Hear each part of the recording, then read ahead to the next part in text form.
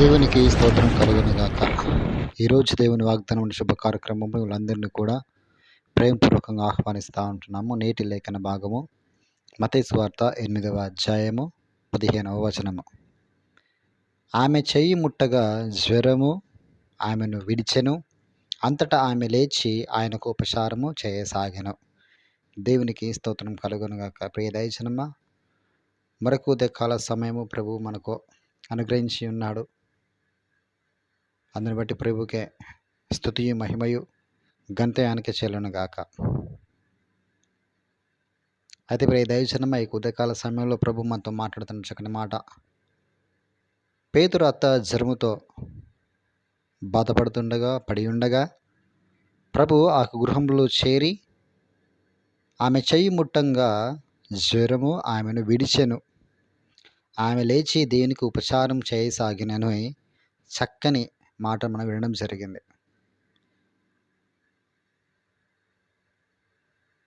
ఆ స్త్రీ జ్వరము విడిచిన వెంటనే ప్రభువునకు పరిచర్య చేయసాగెను అని చక్కని మాట మనం చూస్తూ ఉంటున్నాం. ఎవరు పరిచర్య చేస్తారు అంటే దేవుని సేవించాలి అనుకునే వారిని, అతిథి మర్యాద ఎక్కువ కలిగిన వారు, దేవుని భయము భక్తి కలిగిన వారు, వినయము విధేయత కలిగిన వారు. నా ఇంటికి నా దాసుడు నా దేవుడు ఎప్పుడు రాడు కదా, వచ్చినప్పుడు ఏది ఏమైనాను కూడా నేను పరిచారం చేయాలని ఒక అత్యాసక్తి కలిగిన వారు మాత్రం ఆ రీతికి చేయగలుగుతారు. మన పరిశుద్ధ గ్రంథంలో అనేకులు బాగుపడడం చూసాము, మరణించిన వారు సైతం లేచి నిలబడడం చూసాము. కానీ స్వస్థపడిన వెంటనే ఉపచారం చేసిన వారు చాలా తక్కువ మందిగా అవపడతారు. కానీ ఇక్కడ పరిశుద్ధ గ్రంథాలు చక్కగా లిఖించబడింది. జ్వరము ఆమె విడిచెను, అంతటా ఆమె లేచి ఆయనకు ఉపచారము చేయసాగెను అని. జ్వరముతో పడిన వారు ఎంత బలహీనతో ఉంటారో అది మనము చూస్తూ ఉంటాం. మన వ్యక్తిగత జీవితాల్లో, కుటుంబంలో, తెలిసిన వారి జీవితాల్లో కూడా వాళ్ళు జ్వరం వస్తే ఏ రీతిగా బలహీనులు అయిపోతారో, శక్తిహీనులుగా మారిపోతారో అది మనకు తెలుసు. వాళ్ళు ఎటువంటి సహకారం కూడా మనకు చేయలేరు. వారే పేషెంట్, వారికి ఇంకా కొంతమంది పరిచారకులుగా ఉండి వారికి సహాయం చేసే స్థితి వాళ్ళది. కానీ ఇక్కడ మాత్రము ప్రభు ముట్టంగానే కుమార్తె బాగుపడడం జరిగింది, లేచి ఆయనకు పరిచారం చేస్తూ ఉందండి. దేనికి స్తోత్రం కలుగునుగాక.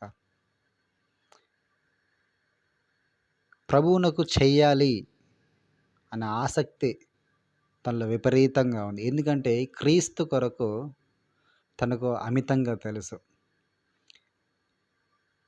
ఆయన ఎలాంటి వాడో ఆ సహోదరికి తెలుసు. కాబట్టి వెంటనే ఏం చేస్తూ ఉందంటే ఉపచారం చేస్తాం తన చేతనైనంతలో. ఎందుకు ఆమె ముట్టంగానే బాగు చేయబడింది, ఎందుకు ఆమె లేచిన వెంటనే పరిచారం చేస్తూ ఉందంటే తన హృదయమందు విశ్వాసం అమితంగా ఉంది. నేను దేవుని కొరకు ఏదైనా చెయ్యాలి, నేను దేవునికి నా గృహంలో అడుగు పెట్టాడు, నేనేమైనా చెయ్యాలని అత్యాసక్తి తనలో విపరీతంగా ఉంది. కాబట్టి తను లేవడం జరిగింది. తన గురించి ప్రస్తావన పరిశుద్ధ గ్రంథంలో రావడం జరిగింది. పేతురు అత్త జ్వరముతో పడి ఉంది. అది చూసినటువంటి దేవుడు తన ముట్టంగానే బాగు చేయబడ్డాడు. పేతురు యేసుక్రీస్తు ప్రభు వారి యొక్క శిష్యుడు. పేతురు వలలో సరి చేసుకుని చుండగా పేతురును పిలిచినటువంటి దేవుడు పిలిచిన వెంటనే పేతురు దాని సమస్తం విడిచిపెట్టి ప్రభువుని వెంబడించడం జరిగింది. ప్రభు దగ్గర ఎల్లప్పుడూ ఉంటాడు కాబట్టి పేతురుకు ఆశ కలిగింది. అయ్యా, నువ్వు మా గృహంలో అడుగుపెట్టి మా అత్తను మీరు బాగు చేయని ఆశపడ్డప్పుడు ఆమెను ముట్టంగానే బాగు చేయబడింది. అక్కడ పేతురుకు ఆశ కలిగి తీసుకుని వెళ్ళాడు.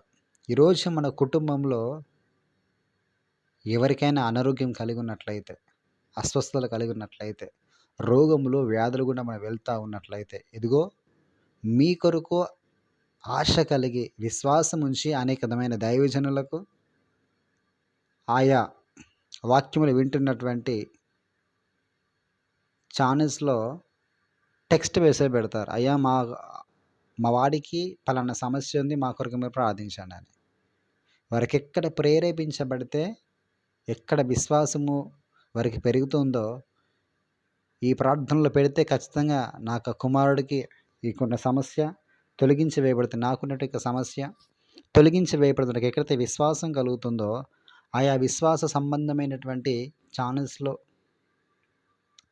లేక నేరుగా ప్రేయర్ హాల్స్‌కు కాల్ చేసి ప్రే చేయించుకోవడము, ప్రేయర్ రిక్వెస్ట్ పెట్టుకోవడం జరుగుతూ ఉంటది.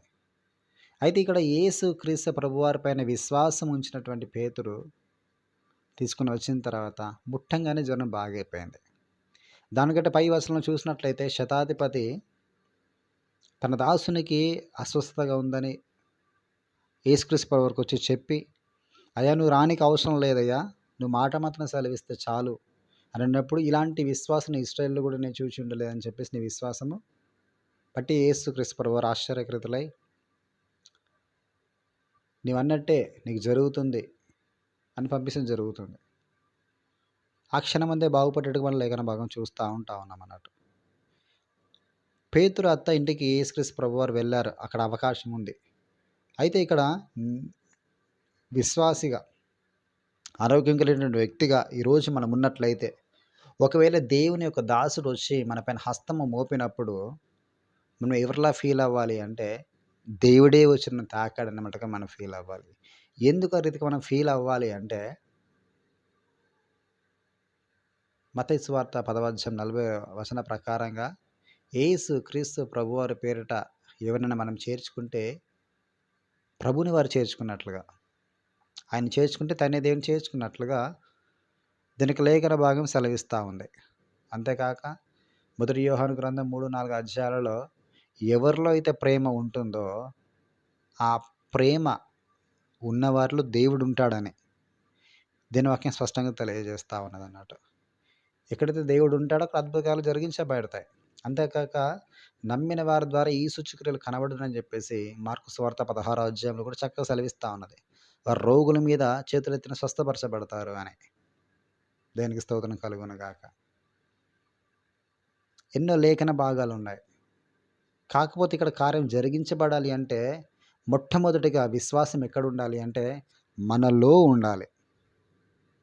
మనలో విశ్వాసం ఉంటే నిశ్చయంగా జరిగించబడుతుంది. నువ్వు రాయిని ముట్టుకొని ప్రార్థన చేసినా కూడా ఆ రాయి ధర నువ్వు బాగైపోతావు. నేను ఆయా ప్రాంతాలకు ప్రార్థన చేసినప్పుడు కొన్ని సందర్భాలలో ఆయిల్ ఉండదు. ఆయిల్ ఉండకపోయేసరికి ఆయిల్ ద్వారా దేవుడు కార్యం చేస్తాడా, దేని ద్వారా దేవుడు కార్యం జరిగిస్తాడని చెప్పేసి ఏం చేస్తానంటే మ్యాక్సిమంగా గ్లాస్లో వాటర్ తీసుకుంటాను. తీసుకున్న గ్లాస్కే ప్రేయర్ చేస్తాను. ఆ వాటర్కి ప్రేయర్ చేస్తాను. ఆ ప్రేయర్ వాటర్ వాళ్ళు తాగినప్పుడు, దాన్ని వాళ్ళపైన ప్రోక్షించినప్పుడు వాళ్ళు హీల్ కావడం నేను చూశాను చాలా మట్టుకు. ఈవెన్ ఫోన్ కాల్ కూడా చాలామంది బాగుపడ్డాయి. ఏ రీతిగా అంటే దేంట్లో కూడా ఏమీ లేదు. సమస్తము దాగబడింది యేసుక్రీస్తు ప్రభువారి నామములో. మొదటిది. రెండవది మనం పెట్టేటువంటి విశ్వాసములో. యాకోబు రాసిన పత్రికలో స్పష్టంగా తెలియజేయబడతాయి. నీతిమంతుని ప్రార్థన మనస్పూర్వకమైనదే, అది బహుబలము గలదై కార్యము దాలుస్తుందంట. ఒక విశ్వాసరహిత ప్రార్థన ఒక రోగిని స్వస్థపరుస్తుందని కూడా తెలియజేస్తూ ఉంది. చాలా ఉన్నాయి స్వస్థత రిలేటెడ్గా వాగ్దానములన్నీ కూడా చాలా ఉన్నాయి. అయితే ఇక్కడ మనం చేయాల్సిన ముఖ్యమైన పని ఏంటంటే మనం విశ్వసించడము. మనం విశ్వసించాలి. ఇక్కడ ఏ అనారోగ్యమైనా కూడా ప్రభువుకు అసాధ్యం ఏది కూడా లేదు. నమ్ముట నీ వలన అయితే నమ్మువానికి సమస్తము సాధ్యమే అన్నాడు దేవుడు అక్కడ. నన్ను బలపరచని వాడిని ఏదైనా సమస్తం చేయగలనని కూడా ప్రభు ప్రకటిస్తూ ఉన్నాడు. నిన్ను స్వస్థపరిచి యెహోవాను నేనే అని చాలా మాటల్లో మనం వింటాం స్వస్థత గురించి. దేనికి స్తోత్రం కలుగును గాక. ఈరోజు మనం ఏ శ్రమ కలిగి ఉన్నాము, ఏ రోగం కలిగి ఉన్నాము, ఏ బాధను అనుభవిస్తూ ఉంటున్నాము, అది ఏ గాయమైనా, బహిరంగ గాయమైన, అంతర్గతం గాయమైన, అది ఏ స్థితి అయినా, ఏ పరిస్థితి అయినా కూడా ప్రభువునకు సమస్తము సాధ్యమే. అయితే మనకు హృదయంలో ఏ ఆశ ఉండాలంటే, నేను ప్రభువు కొరకు పరిచర్య చేయాలి, మందిరం కొరకు పరిచర్య నేను చేయాలి, దేవుని దాసులకు నేను పరిచర్య చేయాలి అని మనకొక ఆశ, ఒక తృష్ణ, ఒక పట్టుదల ఉండాలి. పేతురు అత్తకు తృష్ణ ఉన్నది, ఆ పరితాపం ఉంది. నేను దేవునికి ఒక మంచి పరిచర్య చేయాలి అని. చూడండి దైవజనమా, హన్నాకు కుమారుడు సంతానం లేనప్పుడు తనకు మంచి తీర్మానం తీసుకుంది. అయ్యా, నాకు గర్భఫలం కలిగినట్లయితే ఆ పిల్లవాడిని నేను నీకు ఇస్తాను ప్రభు అని చెప్పేసి మందిరంలో పాలు విడవంగానే విడిచిపెట్టేసి వెళ్ళిపోయింది ఆ తల్లి. పరిచర్య చేయడానికి, పరిచయ ధర్మం జరిగించడానికి. దేనికి స్తోత్రం కలుగును గాక. ఈనాటి కాలంలో చాలా తక్కువ ప్రభు పరిచర్యలో నిలబడడానికి.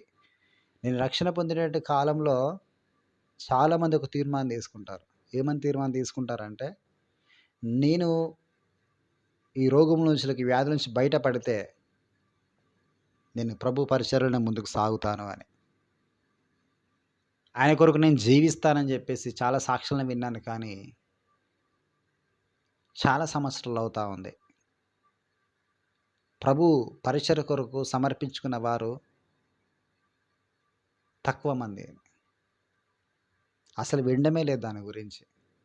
అయితే ఈరోజు పేతురు అత్త ద్వారా, ఆ సిచ్యువేషన్ ద్వారా, ఆ సన్నివేశం ద్వారా ప్రభు ఈరోజు మనతో మాట్లాడుతూ ఉన్నాడు. ఒకవేళ ప్రియ దైవ జనమ, దేవుని కుమారులారా, దేవుని కుమార్తెలారా, ప్రియ తల్లి, ప్రియ తండ్రి, మీకు కుటుంబంలో ఏదైనా అనారోగ్యం ఉన్నట్లయితే, అస్వస్థతలు ఉన్నట్లయితే, ఇదిగో మీరు కూడా పేతురు అత్తలాగా ఒక నిర్ణయం తీసుకోండి, ఒక తీర్మానం తీసుకొని హన్నావలే, అయ్యా నాకు గనుక ఈ రోగం నుంచి విడిపించబడితే, ఇదిగో నీ కొరకు నేను ఈ కార్యం చేస్తానయ్యా, ఇదిగో నీ కొరకు నేను పరిచర్యను ముందుకు సాగుతానయ్యా,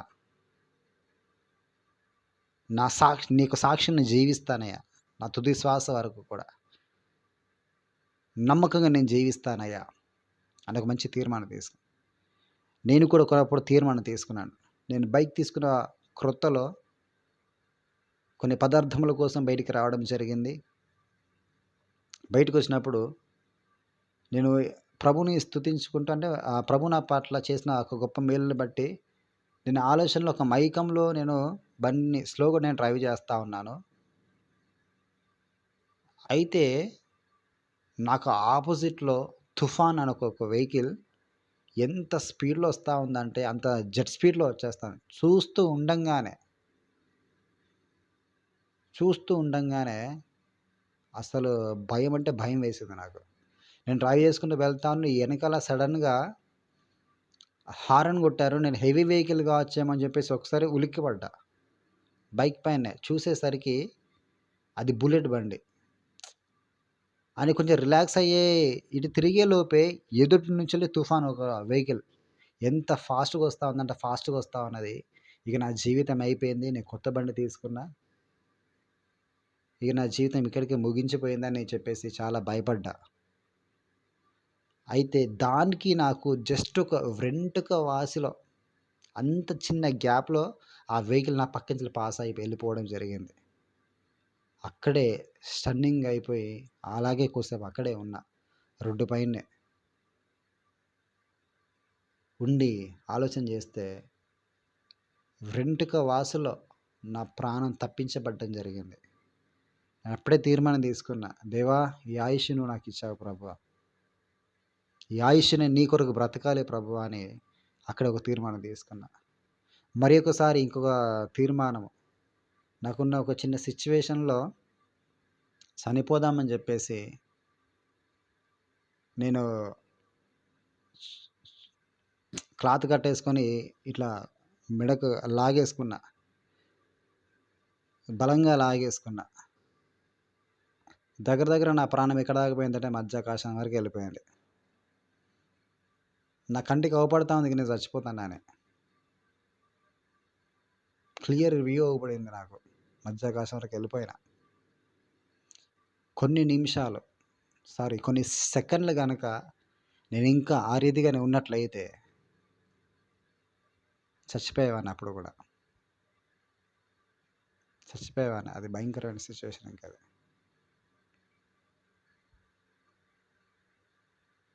దాని తర్వాత నేను తప్పించబడ్డాను,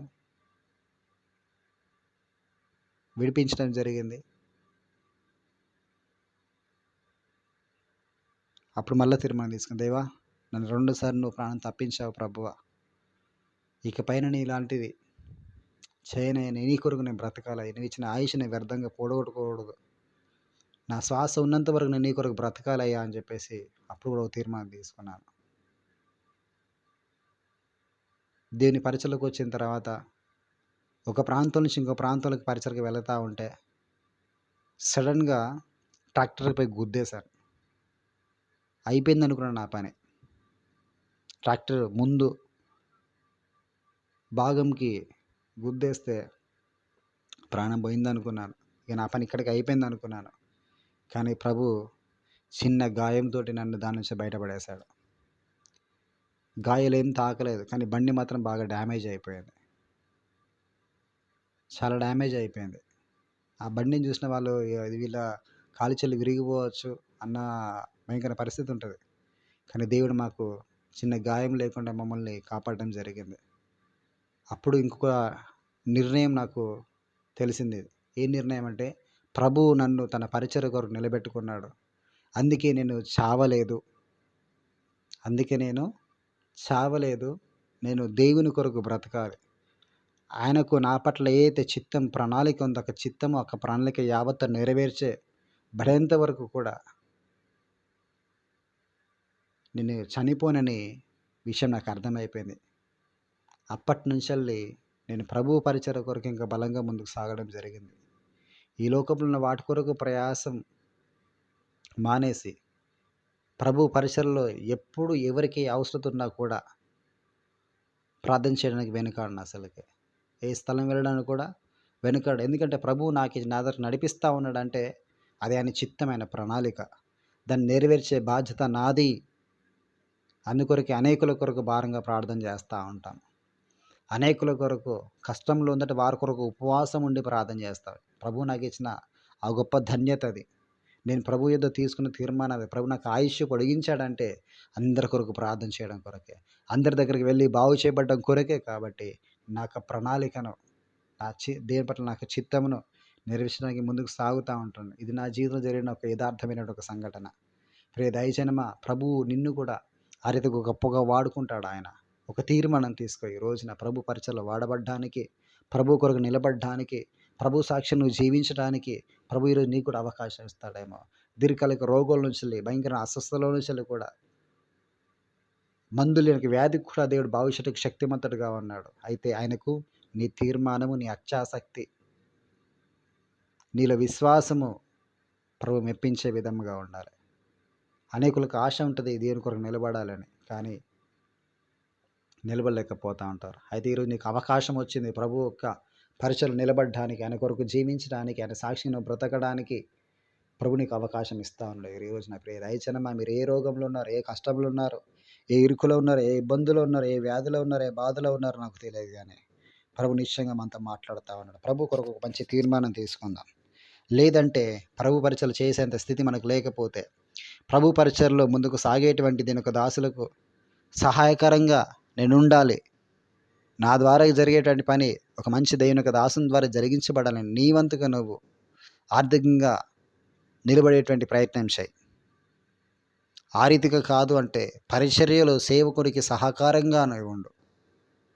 ఏదైనా కూడా పరిచర్యలో ఒక భాగమే. మందిర పనులు చూసుకునే విషయంలో, సహకరించేటువంటి విషయంలో, ఆతిథ్యం ఇచ్చేటువంటి విషయంలో నీకు దేవుడు ఏ తలాంతి ఇచ్చిండో, ఏ దీవెన ఇచ్చిండో దాన్ని బట్టి నువ్వు ముందుకు సాగుతూ ప్రభు కొరకు మహిమార్థంగా జీవించాలని ప్రభు ఈరోజు ఈ యొక్క వాగ్దానం ద్వారా మాట్లాడుచుండగా, ఈ యొక్క వాగ్దానం నిశ్చయంగా మనకు జీవితాలలో నెరవేర్చబడునుగాక. ప్రార్థన చేసుకుందాం. స్తోత్రం ప్రభువానికి వందములు తండ్రి. అయ్యా, చక్కని మాట్లాడతారు, మాతో మాట్లాడే నీకు వందం తలేసాం. విత్తమైన లేఖన భాగం ప్రభువా నిశ్చయంగా మాకు జీవితాల్లో ప్రభు ఫలభర్తంగా మార్చండి ప్రభువా. అనారోగ్యం చేత దీర్ఘకాలిక రోగాల చేత తండ్రి నానా రకాల వ్యాధులతో బాధపడుతున్న వారందరినీ కూడా తను మీరు బాగు చేస్తారు. దేవుడ ప్రభ ఈరోజు కూడా నాతనిగా ఇక మీటింగ్లో కూడా నా తండ్రి అనేకులు ఉన్నారయ్యా, అనేకులు వింటున్నారు ప్రభువా.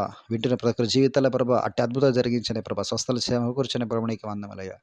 వారి జీవితాలు గొప్ప మేలు చేత నింపవలసిందిగా ప్రార్థిస్తూ ప్రభు నీకు వందములయ్యా. తండ్రి ఇస్మాయిల్ బ్రదర్ ప్రభా తండ్రి గ్యాస్ ట్రబుల్ చేత బాధపరచు, గ్యాస్ నొప్పి చేత బాధపడుచుండగా నా తండ్రి ఆ కుటుంబాన్ని మీరు బాగు చేయని ప్రభు, స్వస్థపరిచే దేవుడిగా ఉన్న ప్రభా. విశ్వాసతరిత ప్రార్థనకు రోగిని స్వస్థపరచడం లేక సెలవిస్తాం. ఎన్నో చక్కల మాటలు మేము విన్నాం ప్రభువా. అనే మేము విశ్వాసపూర్వకంగా ప్రార్థన చేస్తుంటాం ప్రభా. నీకు అసాధ్యం అంటే ఏది కూడా లేదు ప్రభు. నీకు సమస్తం సాధ్యమేంటుండగా నా తండ్రి కృపచేత ప్రభుత్వం నీవే జ్ఞాపకం చేసుకుని బ్రదర్కున్న ప్రతి అల్సర్ నుంచి నా తండ్రి గ్యాస్ ట్రబుల్ నుంచి విడిపించిన ప్రభా.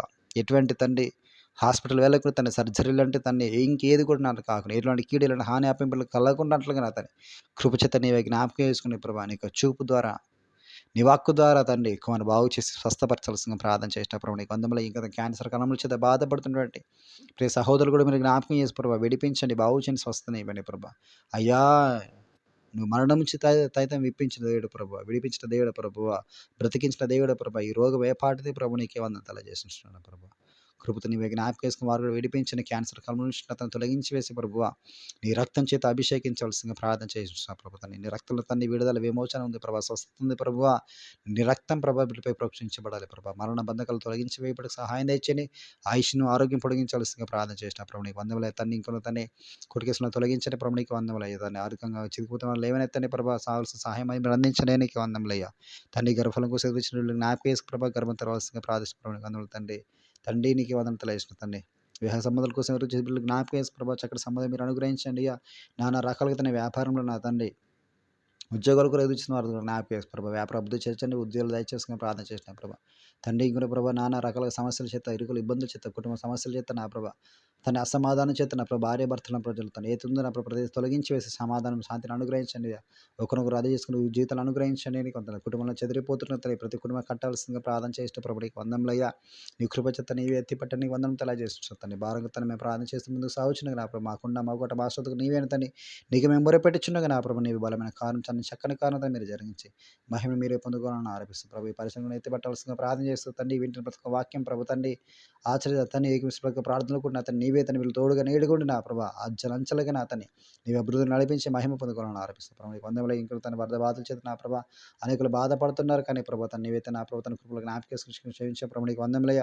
ప్రాముఖ్యంగా నా తన్ని ఈ రోజు ప్రభు మాకు చక్కటి వాతావరణం ఇచ్చే ప్రభు నీకు వందలిస్తున్నా తను గడిచిన దిన ప్రభు తన్ని నీకు ప్రభు ధనాదన ప్రభు తన ఆరోగ్యం మాకు మంచి వాతావరణం ఇచ్చే ప్రభు నీకు వందం తెలిసినప్పుడు మేము చేసిన ప్రతి ప్రాతకృత మీరు ఆలకించిన అతని వర్షపు చినుకున అతన్ని పడకున్నట్లుగా అతని చక్కటి 6 నెలలు మాకు ఇచ్చా ప్రభు నీకు వందం తెలిసినప్పుడు ఘనంగా ప్రభా హృదయపూర్వకంగా అతని సంతోష భరితులపై నా ప్రభా నిన్ను ఆరాధించిన ప్రభు నీకు వందం తెలిసిన ప్రభు తను ప్రార్థన చేస్తూ ఆలకిస్తున్నందుకు వందం తెలియజేస్తుంటారు ప్రభు. గొప్ప గొప్ప మేలు చేసిన వందనం తెలియజేస్తుంటారు ప్రభు. ఇంకను నీకు ప్రజల జీవితాలకు నా అతన్ని అటు అద్భుతం జరిగించి ప్రభు వాళ్ళతో నీకు విశ్వాసం రేకెత్తించాల్సిందిగా ప్రార్థన చేస్తుంది. నీటుగా కృపచేత ఎత్తిపట్టాల్సిందిగా ప్రార్థనలు చేస్తూ యేసుని పరిశుద్ధమైన నామంలో ప్రార్థిస్తూ అడిగి వేడుకుంటున్నాము పరమ తండ్రి. Amen amen amen. God bless you. దేవులందరినీ కూడా ధారాళంగా దీవించి ఆశీర్వదించును గాక. ఆమేన్. గడిచింది మేము చేసినట్టు ప్రార్థన దేవుడు ఆలకించి చక్కగా మంచి ఆరిన నీళ్లను మాకు ఇవ్వడం జరిగింది. ఒక వర్షపు చినుకు కూడా పడలేదు. మేము కొన్ని కుటుంబాలు కూడా దర్శించి వారు కూడా ప్రార్థన చేయడం జరిగింది. దేవునికి ఏమి ఇచ్చి కూడా రుణం తీర్చుకోలేం. ఎంత ఉత్సాహంగా దేవుణ్ణి ఆరాధించి ఉన్నామో ఆయన చేసిన గొప్ప మేలును బట్టి దేనికి మాత్రం మహిమ కలుగును. ఒకవేళ మీ ప్రాంతాల్లో కూడా ఒకవేళ వర్షము ఆగిపోయి చక్కటి నీళ్ళల్లో మీరు ప్రభువును ఆరాధించినట్లయితే కామెంట్ రూపంగా మీకు విషయం కూడా మాకు తెలియజేస్తే ప్రభువుని మేము స్తుతిస్తూ ఘనపరుస్తున్నాము. దీనికి స్తోత్రం కలుగును.